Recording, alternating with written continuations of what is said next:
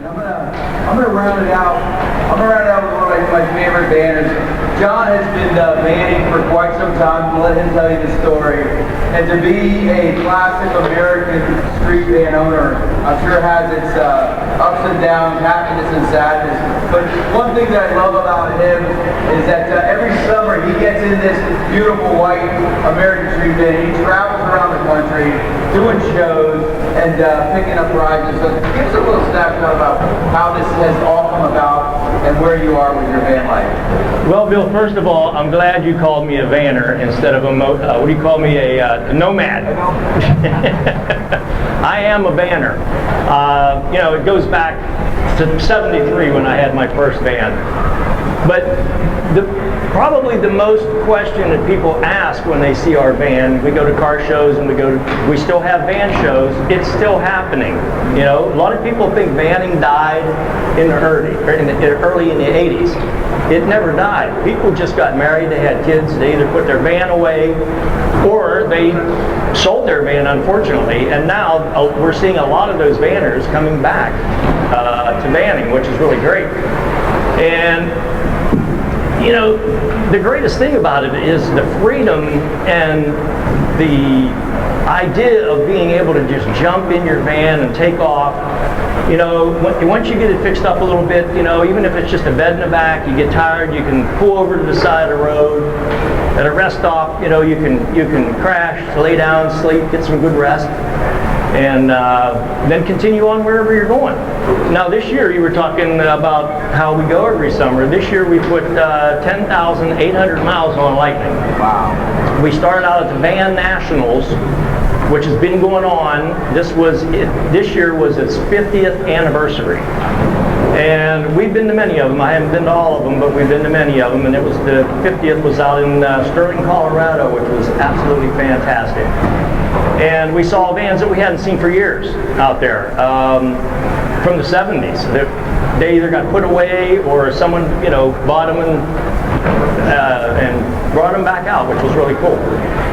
Now, when you first talked to me about coming to this show, I was like, okay, well, you know, our van's an early 80s van, but to really have some cool old school vans.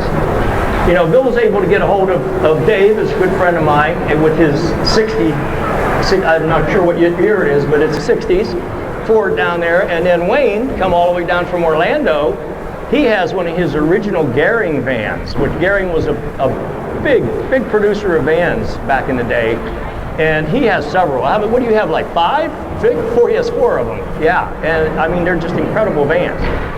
But the thing is, what I'm trying to stress now to people is because we always get asked this, especially when we're at a car show. Oh, it's over. You know, back in the 70s and 80s, it was great, but it died. It's over. I'm like, no, it's not over. We're still doing it. At the Van Nationals, we had very close to 1,000 vans there. Now, back in the 70s and 80s, we had 6,000 vans that would show up because that's when it was really big. But like I said, again, in the 80s, people got married and had to get rid of the vans for this or that reason. So, but we're still doing it, and it's still happening. And if you're thinking about, you know, finding an old van, you can go on Facebook. What is it? Facebook Marketplace. You can go on there. There's several on there for sale. A guy just bought one for $2,900 that we have on our JJLightning YouTube channel. Which, by the way, we're almost up to 500 van videos on that YouTube channel now. And they're little documentaries about guys, you know, how when they bought their van, how they fixed them up. We show the interior, the exterior, and it gives people a great idea on how to fix up their van. The other place to find out what's happening is, again, on Facebook, you can go to Van Vanner, which is very easy to remember, Van Vanner. And this guy, he lists all the vanning events, which is probably about 70 or 100 of them a year, and they're all listed there. And he's constantly updating it, so you can go there and check that out.